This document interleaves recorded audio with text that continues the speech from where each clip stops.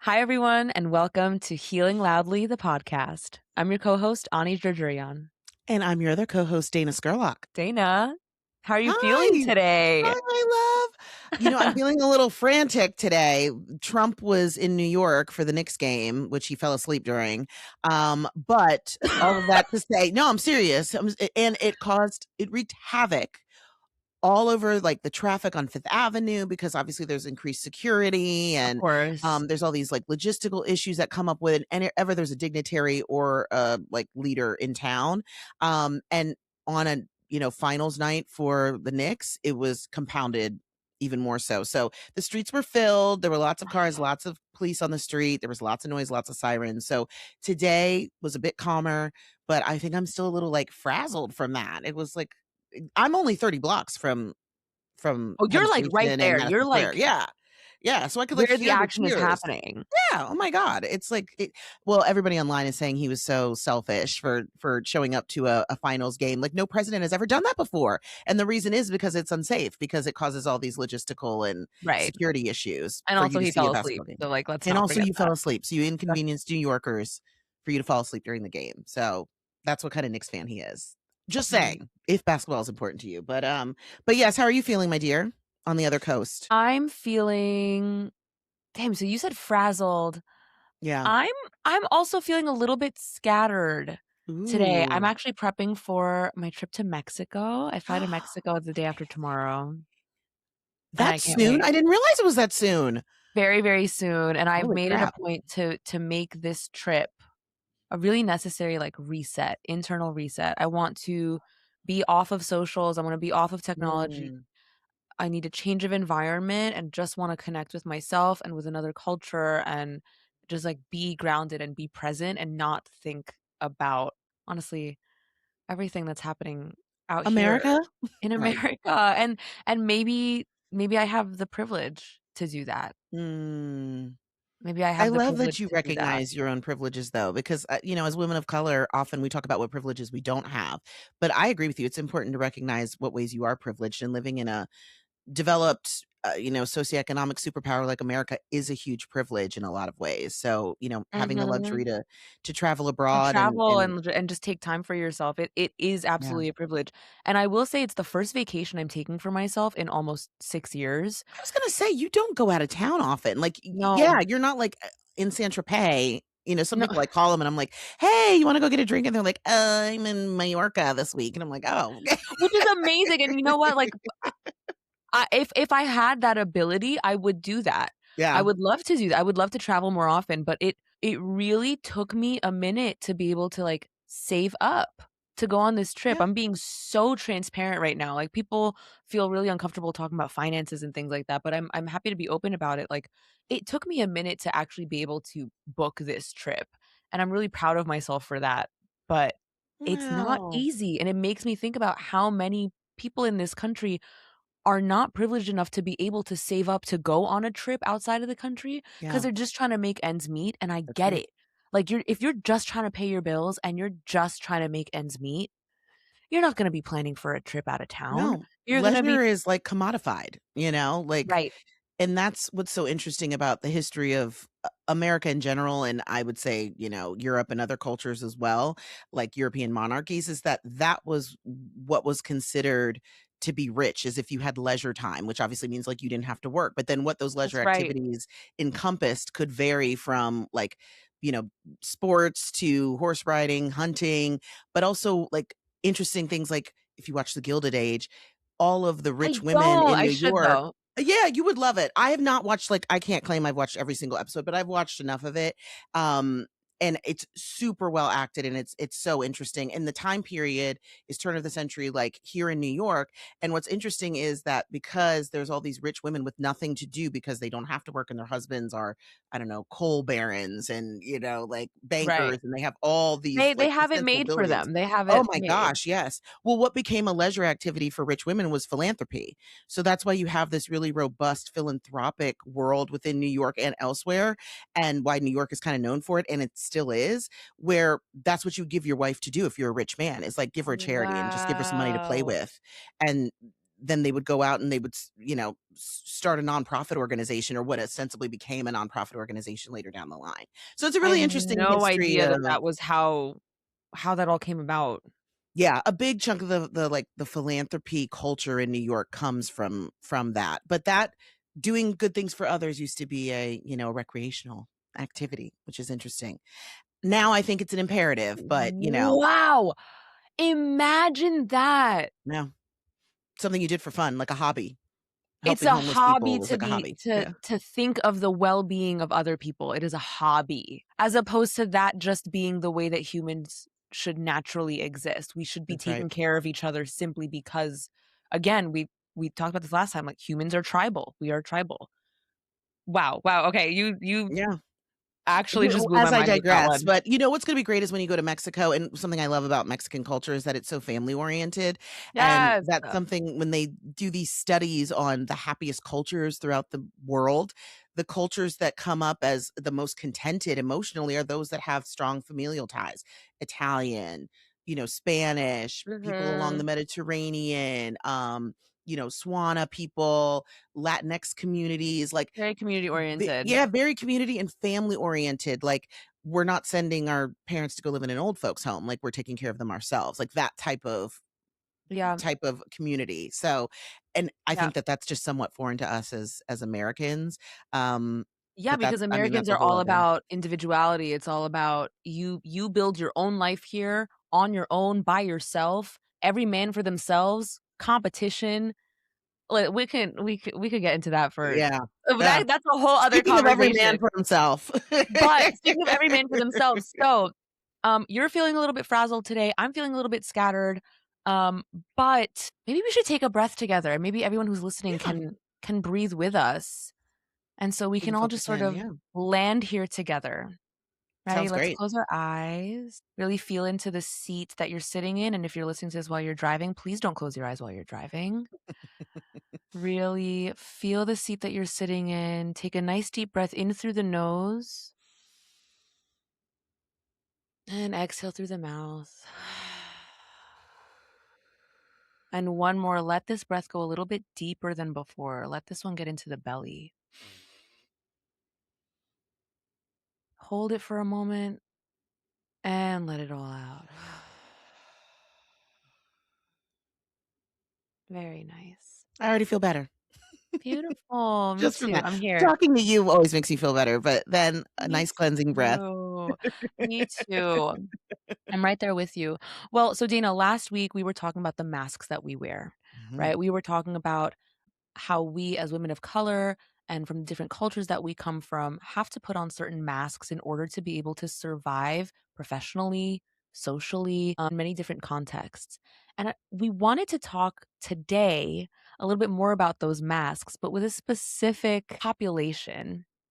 And it's specifically about the masks that men have to wear. When we talk about the masks that men have to wear, we're often referring to things like having to act a certain way that portrays masculinity, in a way that's accepted. I mean, I Men think it have comes to down to the patriarchy, right? The binary. The idea that there is only one blueprint for how men and women, or male presenting and female presenting human beings, um, are seen in the world. And, I think that unfortunately for male presenting people, people that are assigned male at birth, they are born into a system that has already given them expectations before they've even entered society. So they don't have the chance to just to even explore evaluate. self. No, Yeah, explore assess the yourself, self. exactly. They have no opportunity to explore themselves before they're given tasks, essentially cultural tasks to complete, right? So I think it's really important, like when we say to like dismantle the binary, I think that that's a very like woke term, and I hate to use the word woke because the right has Yeah. taken it and Right, right, right, vilified it right. so. However, it is a very, like, woke sounding new age word, but all it means is to reject a system by which you either fall into one of 2 buckets, and if you Mhm. don't, you're an outsider. And I don't think that anybody, if you were to sit them down and ask them, "Hey, if you have only 2 choices of a way to be, would you like to have that choice given to you and that ultimatum given to you?" Most individualistic, capitalistic Americans would say, absolutely no, you can't pigeonhole me. But when it comes to things like men and women and how the masculine presents and how the female presents, that's something that people are very fine with having a very like stringent binary code for, which I just think is like super interesting. It's interesting, and there are consequences to that.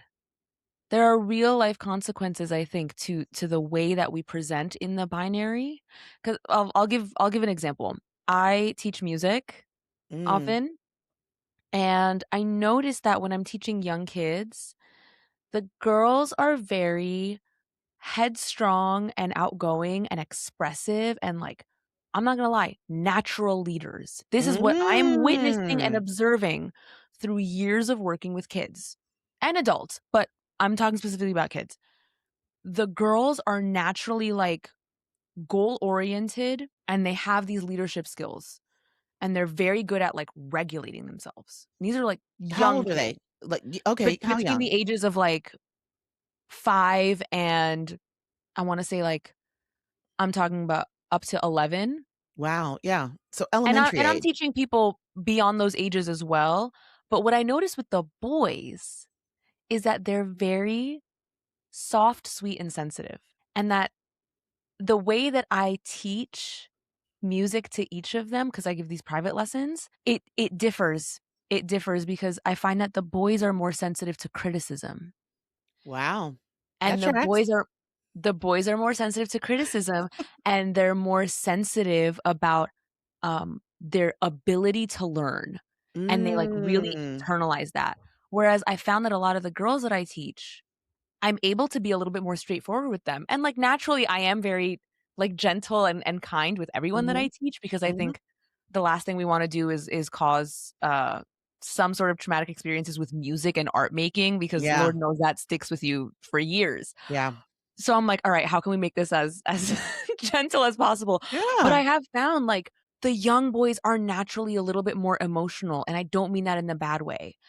And living in a country like this, and not even just in this country, many cultures tend to squeeze that emotional sensitivity out of boys, and it tends to force young boys Mm. out of feeling the more sensitive things and, like, responding to Yeah, their emotions, and sort of labels like, "If you're gonna be a man, you have to be brave and you have to be strong," which is true, but that's true for a human being, yeah, not that's for a right. man. So they start attaching these characteristics to manhood as Mhm. opposed to, like, just them being human traits of any human who is whole in their wholeness. That's right. You know, I was reading this study once, it was many years ago, I was, like, working in an office building, and we always had these, like, professional development workshops and stuff like that, but anyway, they were outlining they surveyed a bunch of people, like 100 people, like Family Feud style, and asked them to provide a list of traits that they would want to see out of their ideal boss or leader of an organization, right? Yeah. Pretty simple question. So they said things like, decisive, strong-willed, adaptable, intelligent, et cetera, et cetera. They then looked at the top traits that people use to describe what is masculine, what a man is or should be, and they were Uh-huh. some of the exact same words, you know? So what we have is this conflation between leadership and masculinity that Uh-huh. automatically leaves anybody that's female identifying outside of the realm of leadership and outside of like the authority essentially. That's And I right. think that that paradigm is what is so dangerous for women and girls. It's the same logic by which people will argue, including other women, that young girls don't have a natural propensity towards mathematics and science, and that their interests naturally are elsewhere, and that we should just go with those natural instincts Which instead of so trying to couldn't be force. less I true. know. I know. I was interested in things. I wanted to be an Egyptologist. I wanted to be a freaking archaeologist when I saw, like, Yes! all those, like, fantasy movies and things. I wanted to dig up dinosaur bones when I saw Jurassic Park too. A lot of the things that the boys in my class were interested in, I was interested in too. But there is a Right. subliminal and insidious, like, through line that is repeated to you as a woman, and when you're young, as a young girl, that you are not allowed to participate in those types of activities and that they are not for you. Even the way, like, I don't know, I grew up in the suburbs. We used to play on the playground like every day. There were games that the girls could play and there were games that the boys could play, and there was No very little way. overlap. Oh, absolutely. Like we did jump rope. We played any hopscotch games, the And the swing. boys didn't join jump rope? No. No, no, no, no. What? We would be very siloed. It would be half and half. The guys would play ball. They would go to the field and they would either, be throwing a football or, playing basketball or whatever. There was no overlap whatsoever, I would say, with Wow. with the girls and the boys. Now, this is also like late 80s, early 90s. So I'm hoping that Okay. it's gotten better. When I talk to my 8-year-old nephew, he seems to be very involved with the boys in class, but also that he talks to the other girls and that, he is playing with them on the playground to some degree. But like, that's just my experience, is that it was beyond just playground like games. It was in every facet of society. You were being given these subliminal messages that they're just things that you naturally shouldn't want to do and that you won't naturally be good at. So you might as well leave it to the boys who will be better at it. You Whether might as well leave it. You yeah, might as well leave it. And that yeah. that leaves us, as we grow up, no space to actually explore our own identities and, like, what we really like, Mm, because people are afraid of being judged for those very things that they learned early on they shouldn't do as a boy or as a girl. mm, So, like, for example, like, boys playing with dolls, mhm, which feels like an outdated topic to talk about. Like, of course, boys can play with dolls or, like nail polish. But how many people of the past generations never got to have that conversation, who are now leaders mm, in this country, who are now leading businesses, who are now politicians, who are now leading all sorts of things, and never had the opportunity to actually explore. I keep wanting to use the word softer, like mm. softer sides of Yeah. themselves. It's almost like a bad word, right? To say, like, We're I wanna be softer. Or I see on TikTok, girls are like, "I'm in my soft girl era," as if that's something that is separate from themselves, that has that they've never gotten to Whoa, yeah, explore, and that's something you like, an artifice you have to put on almost. Softness has this image to us as if it is something that releases you to vulnerability, and that I mm, think people will do anything to not feel vulnerable or at risk. And so the absolutely. idea of being soft, I think, scares a lot of people, whether they're women or men, and particularly men, because they're being told that they can't be soft ever. I think women are often required to be hard a lot, especially in this society where Mhm. we're not in the days of like, a one income household and the dad can go out and work and there's like a stay at home mom. Like everybody is We're working all 2 or working 3 out jobs. here. We're all working out here We're and it's all not we're even all working out here. We're all trying to make possible. it work. We don't even have that like 1950s setup anymore economically. But I Yeah. do think that emotionally, what is being purported to women is that they need to be emotionally intelligent and perfectly react, never get angry, be soft, but also be a breadwinner and also be a leader, and also it's a really tall ask. And I think that what we're finding is that it's a tall ask for women to be brought into it and to be able to complete all those things.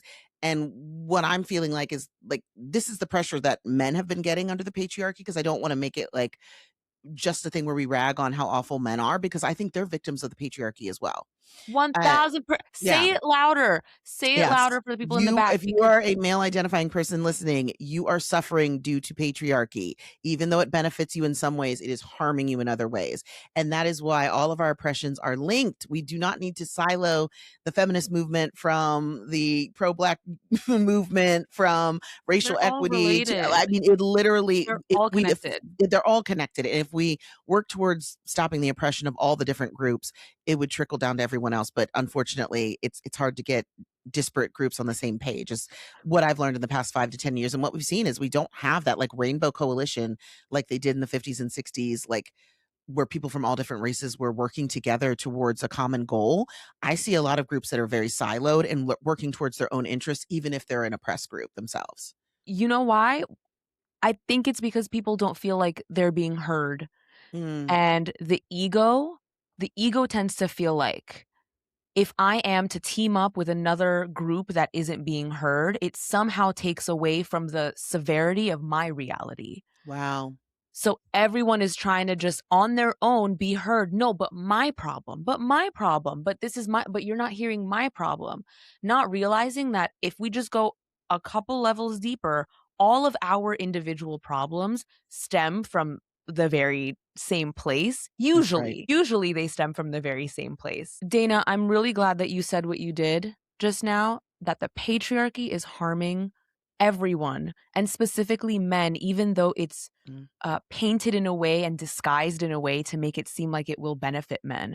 But the yeah. reality is, there's something that we're talking about here called the male loneliness epidemic. I'm sure you've heard that being thrown around on Yep. podcasts and on social media, even with the Manosphere documentary. What's that? I don't know anything about that. Oh, Dana, you Where have do to we watch find it. this? Watch the Manosphere documentary. It's on Netflix. Ah, okay. And there's varying reviews on this. Some people feel like this documentary does a really good job of exploring what's called the manosphere, which is essentially a space within the online world that is so, they call it like red pill, and so aimed at men being in control of everything and being really misogynistic and essentially viewing women as objects not only of their desire, but objects that further prove to other people socially that they are worthy of being leaders and that they are worthy of um, honestly love and respect. Mm, The manosphere, it's a rabbit hole that young men are getting sucked into when they're being fed information that says, "You as a man, you are unworthy. You were born unworthy." Women have it easy because they're beautiful and they can get anything they want simply for being beautiful. They don't have to be smart. They don't have to do anything, and men will spend money on them. But you as a man, you're worthless if you don't have wow. money, if you don't have material things. And so they feed this to young boys, getting them angrier and angrier about feeling like they were born with no worth and that they have to build that worth by being rock, like emotionally, Mhm. like having this wall up where it's impenetrable and that nothing can get to them, completely emotionally unavailable, zero empathy for others, and that the Mm. only way to lead is to be Yeah. just Yeah, stone. stoic, no vulnerability. Well, Mhm. that kind of leads me to another conundrum that I've been thinking about lately is, the more I listen to men, their unfiltered thoughts online, which is part of the manosphere that I'm probably exposed to like the peripheral of, it seems like men do a lot of things that are for other men's approval and not at all for the Yeah. aforementioned things that you listed, like finding a wife and taking care of her economically. It's almost like they're doing it for external validation, not from within their own home, but from other men outside of their own home. And I heard somebody online say it's almost like a lot of men are Say it. Say it. social, Yep. and they might be heterosexual and like to sleep with or have sexual relations, did not have sexual relations with that woman, with women, but when it comes to relationships, friendships, vulnerability, and intimacy, what they're really doing is engaging with that with other men. Yet they're probably the most homophobic people that you could cough up. So And the idea that they could be doing something that is homosexual in any way is probably scary to them, but essentially it's almost like your best friend is your husband and your wife is some person that cleans and cooks and has your babies. is your maid. Exactly. If you're not having emotional intimacy with her, which is something that women complain about all the time with their husbands. And I'm like, well, then who are they emotionally intimate with? Their brother, their friend, someone else male. So what is that? I think it's a modern phenomenon, but I also think that it's queer. It's not being Yeah. heterosexual and heteroromantic. Two things in that I'm hearing immediately, which is one, the patriarchy immediately, regardless of your gender, makes you desire the approval of other men. Mm, Women and the way that women are conditioned and socialized from a young age to be physically attractive, to be yeah. this, be that, right? The traditional gender norms for women is to please a man. Yeah. And then the traditional gender norms for men to have all the material things, to have all the cars and the houses and the vacations and oh, that's all for men Yeah. because you're trying to show off to other men. Yeah. Yeah, if you really break it down, and who they then go to talk about these so-called, like, conquests. Like, the If they first thing I feel even. like a guy does when they go to the Dominican and, they go to some brothel or whatever, who are they talking about these adventures with? Other men. So you're talking about your sexual experiences with women, with other men. You're talking about your feelings with other men at the exclusion of other female people that are in your life. I would say you might be a little queer, sir, but they're really the people that are, I would describe it as, like, mostly toxic men. They would be just absolutely forlorn to consider the idea that they could be queer in some way. But I think that that's part of, like, could be part of their queer experience, and if we were all left to our own devices, how queer, how non-binary would we all be? Like, that's something that I Period. think about all the time. Yeah. That part. I do believe that if queerness wasn't so Taboo. stigmatized, yeah, if it wasn't Yeah. so taboo to be queer, I honestly think that the world would be a much better place because I there couldn't are agree with you more. so and I know that that's a thick statement to make, but what I mean by that is that the number of men specifically who repress femininity Yeah. and softness and likely like platonic love for other men and also romantic love for other men, Yeah. that stuff, it builds up inside.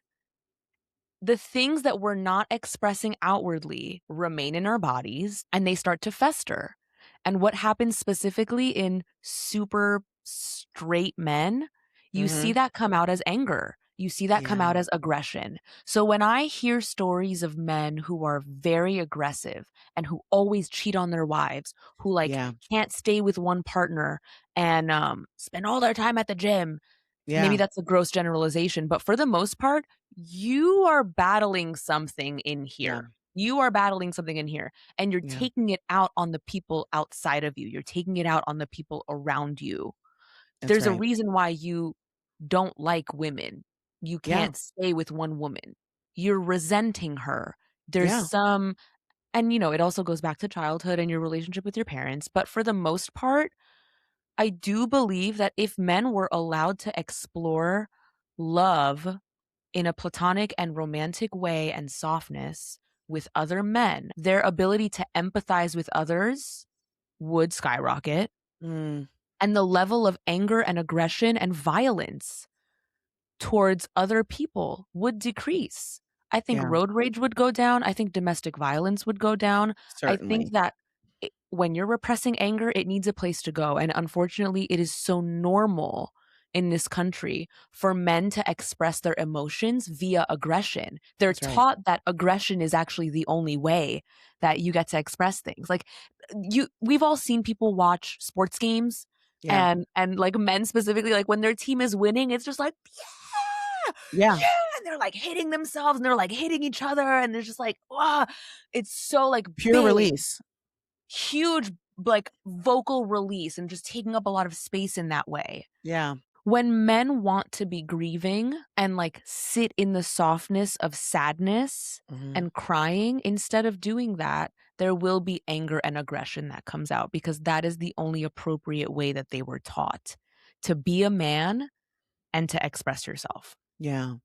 And compounded by the fact that as women, the idea of exploding with emotion in any sort of like aggressive or angry way is not tolerated the way that it is with men. So for example, if you take like sports, like Serena Williams broke a racket. John McEnroe broke 50 rackets during his Right. career. And it was the biggest news. Oh, she's so unsportsmanlike. We have to, fine her for behaving so poorly. Something that the president of the United States practically does from the Oval Office every day. He was flicking off factory workers when he went to go visit them because someone had said something he didn't like. So there's a gender element to it. There's also a racial element because there are things that like a black man in a position of power like Obama couldn't get away with just saying things, in the cut and dry way that Trump does, in the salacious way or rude way, angry way that Trump does. We do not allow black people to express anger. We do not allow women Right. to express anger. Right. And what frustrates me as a woman with a lot of anger, I'll be the first to say, there's a reason why feminists are angry. There's a reason why Black people are angry. There's a reason why oppressed people across the globe are taking to the streets, burning parliament buildings, and going after police officers. We are fed up. And anger, I think, in abundance and overabundance obviously is a problem. However, anger and righteous anger, I think, is something that is important, especially for women to cultivate, Very. because I think that we're repressing it in a different way. Like, we're probably seeing it more in not wanting to speak up when you feel like you should, not defending yourself, accepting abuse. That's us swallowing anger and pain and then not letting it out. And so then you see Right. men that are feeling other feelings that we're allowed to feel, like feeling vulnerable or feeling unsure. And instead of them coming out in those ways, they're coming out in violence. And often That's it's right. women who, women that are in the home that are the Who ones bear that the are on the receiving. consequences. That's right, who bear all the consequences for That's that right. repression. The violence against women in this country and everywhere in this corner of this globe is so pervasive. And to me, it is, if it were the flu, it would be considered a worldwide pandemic, but Yeah. somehow violence against women is just par for the course. It's just part of our lives that we should just accept. It's not an emergency. It's not, they won't even pass the like Violence Against Women Act in Congress because there are men who are, and other women who are willing to block that, because it is not, women's safety is not a priority, because it's Right. like asking a fish what's water. We're just born into the system, and I think a lot of women just accept that this is the way things are going to be and No, we should be. can't. I We know. cannot. We cannot just accept it. I think that we've sat along for long enough just accepting things as they've come because women have been labeled crazy Yeah. when they've had outbursts of anger because we've been socialized, again, to believe that women are supposed to be quiet and gentle and nurturing and kind and patient and not rock the boat, and that it's a man's job to be that aggressive, thing with, like, righteous anger, but women's righteous anger is what has protected families. Think of Amen. think of a lioness. Think of a lion. A female lion is the one who hunts and protects. The male lion just comes and fucks around every now and then pisses off the woman, and then he's gotta Yep. go. Yep. But if we've been taught that anger is an unacceptable emotion, and that if you are angry, it says something negative about you, as Mm, opposed to, "Can I see that my anger is a response to unjust circumstances outside of me?" mm, That shift in narrative is what's gonna start bringing us forward. But so many yeah, people and people that I work with, my clients, my somatic clients, my breathwork clients, are afraid to feel anger. They're afraid to feel anger because they have never had, like a positive, experience with anger. Like, what if you experienced anger in the home that was very negative? Of course, you're right. gonna have an aversion to it, and even expressing it yourself, causing more repression and compounding the effects of it. Yeah. Right, just feeling like, I don't wanna be like my parent, and my Mm, parent, when they were angry, or whoever this is that's saying that, like, their parent was so, destructive in their anger that some yeah, people internalize that, and they're like, "I don't wanna be like that," and it's usually women who are the yeah, ones who are like, "I don't wanna be like that." Whereas that's for right. men, they were taught, "If I cry, I'm weak, and that makes me less of a man," and the worst thing in the world you could be in a patriarchy is not a man. That's right. Because if you're not a man, you're a woman, and who's vulnerable? Women. I think it's all in an effort to shun the feminine, because that is number 1, what is not being, prioritized. But number 2, it means that you're less than. It means that you're now vulnerable to abuse and to violence and to um control. That's right. I think men would love to be anything except a woman. Right. Like they Right. avoid all things that are feminine. They don't want, they call things like chick flicks. I hate, when men say Right. terms like that, as if a movie that has a female lead is somehow something you shouldn't have to identify with, when women are constantly reading books by men, reading literature by men, watching films made by men that are about men, and Right. identifying with them in the ways that we can, because it's a universal human experience. But men somehow are not required to do so. And so they can silo entire movies to, like, a subset that they don't have to be made or challenged to pay attention to. You know what else is Right. interesting? You mentioned like lionesses and, just thinking about nature. I think a lot of people that are pro patriarchy often will tout the idea that, well, it's just nature's way. Women are physically weaker than men, and therefore No. that indicates that women should be submissive. However, if you look at the actual animal kingdom Show and me the look animal at kingdom, Dana. Show me the animal Show kingdom, me the David animal kingdom. Attenborough, and everything that, and when I read this online and I thought about all the nature videos I've ever watched and all the nature documentaries, it's so true. The vast majority of species, particularly the mammals, are matriarchal. From whales to lions, big cats, to insects. There's a woman who Queen bee. provides leadership, who is the one that makes the calls, is the one that the other, members of the species go to for advice and hold knowledge. And so this idea that we have that patriarchy is the way that the animal kingdom is run and it's No. nature's way is just erroneous. Like it's empirically wrong. Now that doesn't mean that there are no species that you could describe as somewhat patriarchal, but like the vast majority are not. And so it's just interesting. The most successful species seem to be the ones that value femininity and value the contributions of female Yes. animals. And I Yes. think that we as human beings obviously have had great success thus far as a species. We have also been extremely destructive to each other and to the planet. And so in looking forward, I mean, listen, I'm a veteran feminist, so like people will come for me when I say this, but like I don't think a matriarchy would be a bad thing, for us to transition to, where women No, are matriarchy is the only way forward. okay, amen to that. I'm with you. No, When I'm I've said sorry. this That in the I'm not past, afraid to say that. Matriarchy is the only way forward. yeah. Sorry, No, continue I'm your thought into because it. I've got some. Most of Yeah, the time I bring this up and people are like, "Oh, it's just misandry. You're the no. same as any man who's saying that men should be in charge." And I'm like, "I'm kind of not though, because women have proven to be more emotionally intelligent and better able to handle leadership." You know So, what? For the people listening who don't know, what is your definition, Dana, of a matriarchy? that's Because a I great think question. this is where some of that pushback comes in. People tend to think when they hear matriarchy versus patriarchy that matriarchy is just going to be the exact same system of patriarchy but flipped to where it's just giving women the power. But that is inherently a patriarchal view to have, to think Yeah. that just the exact opposite when it's not. So what is your definition of a Yeah. matriarchy? Well, I think this is really interesting because it's kind of one of those questions of like, if you admit that a matriarchy is undesirable, then you're almost admitting that you understand that patriarchy is unfair and that you don't want that Whoa. duplicated. So, number Whoa. one, that's number one. First and Number foremost. number two is a matriarchy to me simply means that femininity and female leadership is valued. And what we found in people that do international development, that when you give resources to women, the entire community thrives. So, Period. for example, if you give them access to education, to Yep. commerce, to ways to make money, they lead their entire family forward financially Yep. and into a higher socioeconomic branch and bring them into prosperity. When you give resources to men, what people that do international development have said by and large is that they will spend the money and the resources on themselves. And it does not increase the value and longevity of the community itself.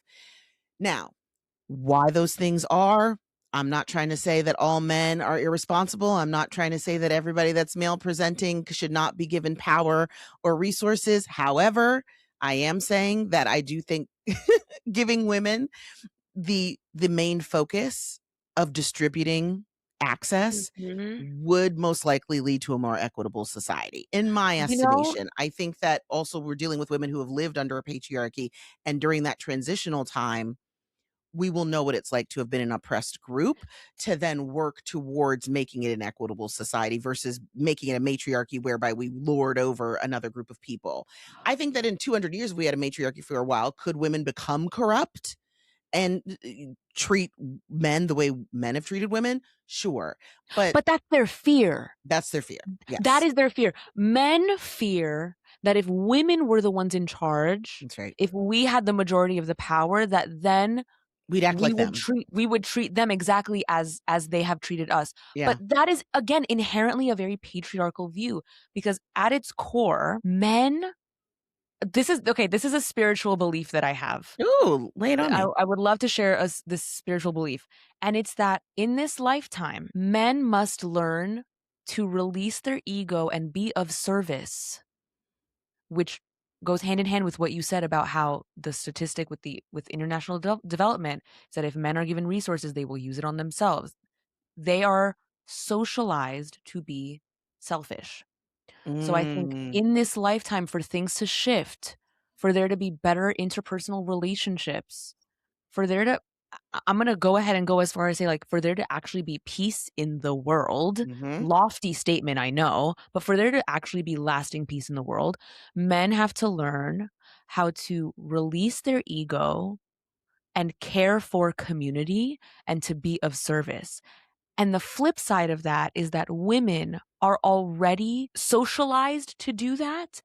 Women need to gain a sense of ego and actually set mm. boundaries and actually believe in themselves and actually be a little bit more selfish.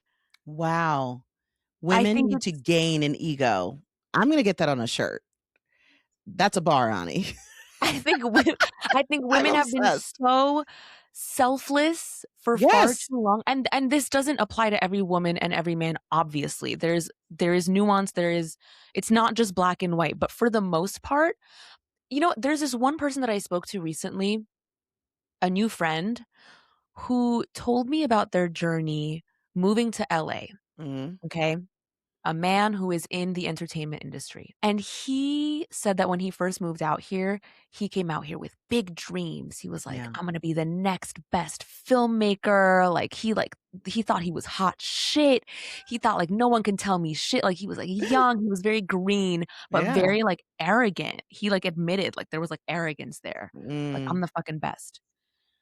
And he said situation after situation, this city broke him down Wow. and forced him to confront his own insecurities that were forcing him to show up with like a heightened sense of false self-confidence and ego and thinking of only himself and how every situation in front of him can benefit him.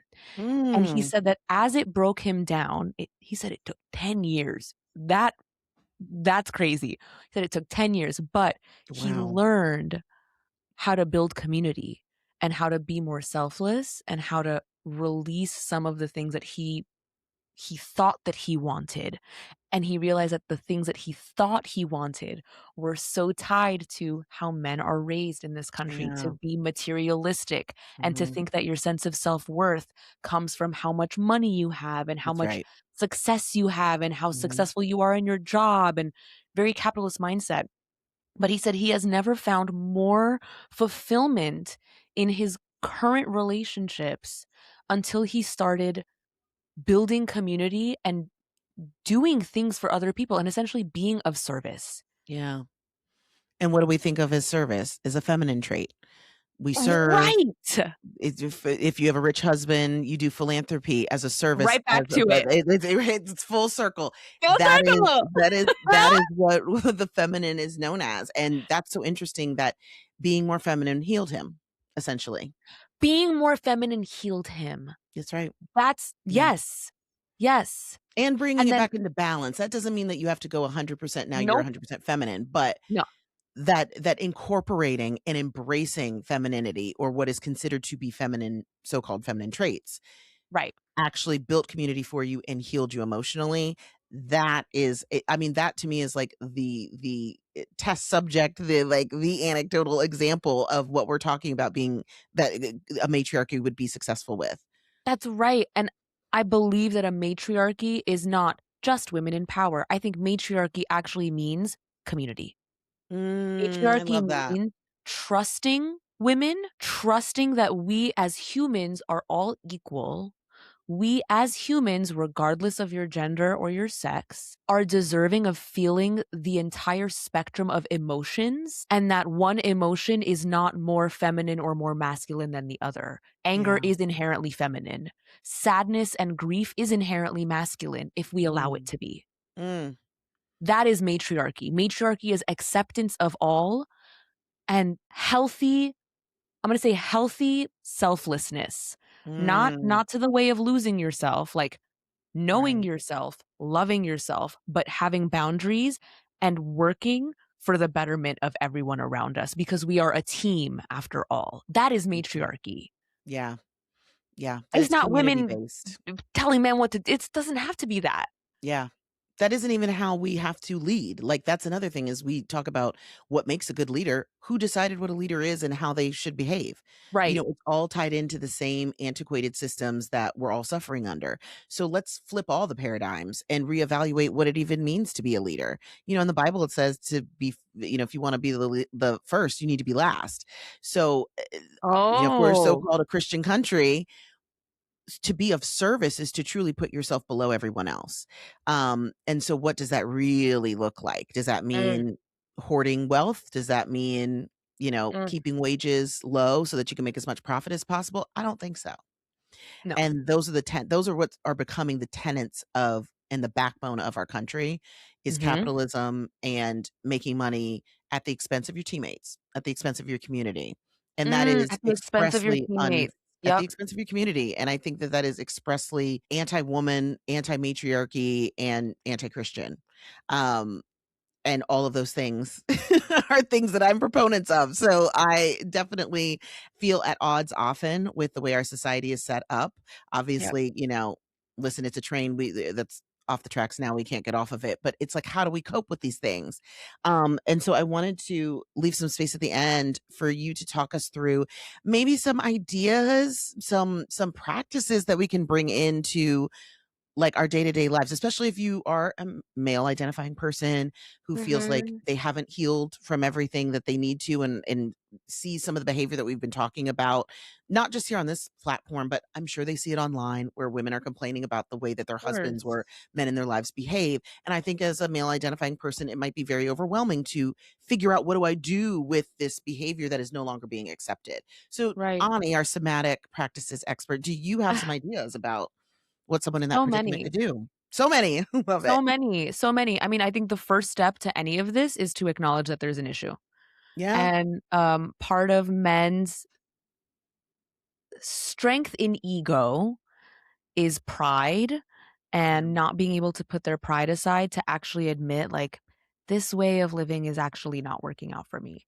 Mm, And patriarchy paints a really pretty picture of, like, you're gonna be so happy and money buys happiness and the bitches buy happy like, it might for a little while.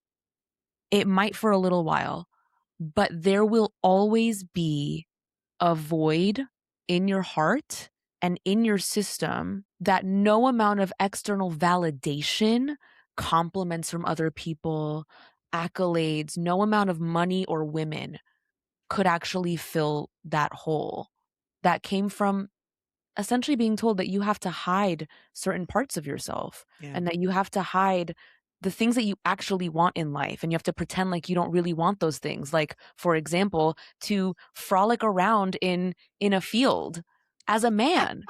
Like why is that something that is such a crazy thing to do? I actually just recently saw a man on TikTok who is a black man Oh, actually. I saw that too. Did you see him? And Yes, he's like, yes. "I, as a black man, I want to frolic in a field. I deserve Yeah, softness." yeah.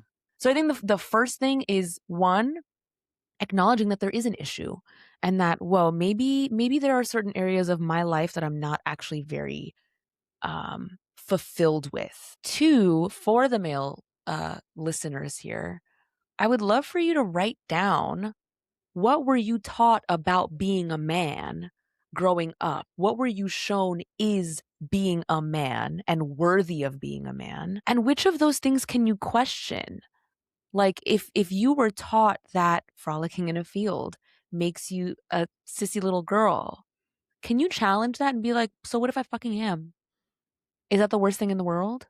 Yeah. Maybe that there's something really beautiful about that because you can feel the wholeness of humanness. Mm. So challenging those things that you were taught to believe about being a man. And then actually, and this one's tough. This one's Ooh. tough. Acknowledging how you really feel about the feminine. Mm. What I'm really trying to say is healing those mother wounds. both Yeah. those mother and father wounds. What aspects of femininity were you taught to hate, to Mm, loathe, to despise? And can you, action item, actually choose to do some of those things this week? I'm obsessed. Can you intentionally make the choice in a situation to act more feminine when really Huh. it's just, oh, The divine feminine loves it. Some balloons for those listening, some balloons just flew across Ani's screen. was not expecting that. That was great. Can you make the intentional choice to act a little bit more feminine and see how that feels? You might be scared because you might be like, oh my God, everyone's going to judge me. But what if it feels good? What if it feels good to cry? What if it feels good to hold a puppy and like laugh with like a little puppy in your hand and like it feels really nice because you're And if actually you've getting to. never done it before, how do you know you don't like it? How Yeah. do you know you don't like it if you've never done it before? Wow. It's like exposure therapy, what you're describing. It's like, come I love the idea of like, and you know what? We would love to interact with you guys on this. So if you want to email us at healingloudlythepodcast at gmail, send in some Yeah. of the things that you were taught about what makes a man and what things you were told you cannot participate in because you are male identifying or female presenting. Whatever the situation is, send us some of these ideas. We'd love to talk about this on a later episode. We can talk about this again. So we'd love to hear your thoughts. And I just love the idea of coming up with a list of things that you were taught to hate about femininity. I think the male identifying listeners and female identifying listeners should do this Yeah. exercise. To be honest, I want to do it because Let's do subliminally, it. I think women are given a lot of messaging about things that are feminine that you should either keep behind closed doors or not be so proud of being. Like Yep. telling a girl she's emotional, or like you said before, calling women crazy is like the catch-all to dehumanize her and discredit her. Um, it's Right. just Because really surviving in a patriarchy means that women have to act like men too. yeah, you're right. Surviving in a patriarchy, if we're not trying to get taken advantage of, that's when you find hypermasculine women who are afraid to feel their own emotions because to survive Mm, a patriarchy means to act like a fucking man. yeah. No, you're absolutely right, and it's just a shame because the feminine is what suffers because nobody's participating in it or valuing it, whether you're female identifying or not, whether you're That's a right. woman or not. And what discourages me the most is when I see women that are anti-feminist or are So denying and disheartening. discrediting the experience of other women living under this hostile patriarchal system. Right. And I do believe that the system is hostile towards women. It's not Of just, course. I think we're just so used to it that it's almost like just par for the course when you're living your life. But I would call it like it's open hostility. Yeah. And I don't think that that means that it makes us all victims. It's not about being, claiming victimhood, but it is about identifying. You can't change what you don't acknowledge. Um, so I think that I'm going to practice that activity that you described later this week because I think that's a really good one. And we would love to hear from you guys about what your thoughts are on it. Again, it's Healing Loudly the podcast at Gmail. Send us a line, any of your thoughts, comments, questions, concerns. If you want to yell at us, if you want to complain about the idea of a matriarchy, we are all ears. Please at us. We'd love to chit chat with you and give us some ideas for what you would like us to discuss in future episodes. We'd love to hear from you guys about that too. Mhm. Anna, you want to close us out with like an activity that we can do to close out our session? I would actually love to close us out with this quote from Naida Waheed, and it says, "There have been so many times I have seen a man wanting to weep, but instead beat his heart until it was unconscious." Mm, gosh. And I think we've all seen a man, probably within our own home, beat their own heart until it's unconscious. Yeah, It's wild. absolutely. To everyone listening, you are worthy of love and respect simply as you are, and showing up with softness or with strength in whatever way that looks like for you is perfect exactly as it is, regardless of how we've been taught to judge those things. So I hope that you can be brave enough to embrace some of those qualities that you've been afraid of for a very long time, or you've been taught to push aside and judge, and just know that you are worthy of love exactly as you are. That was We'll see y'all next beautiful. time. We'll see you next time. Thank you for that closing, Ani. It was Love so good you. being with you this afternoon. I will see you soon and keep healing loudly, I guess. Bye, y'all. Bye.